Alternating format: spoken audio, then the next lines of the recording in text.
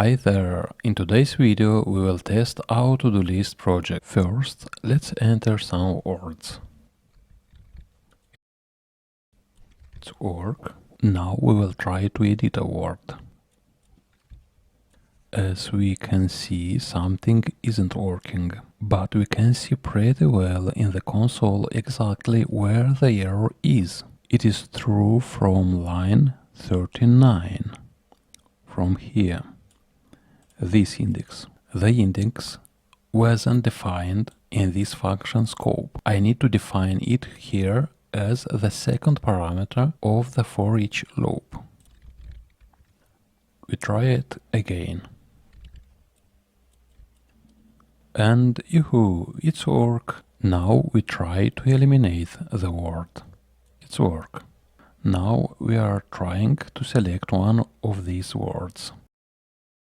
And we have an error once again. And now we look in the console and see that the error is on line 20. So we found it here. I just missed a letter here. We try it again.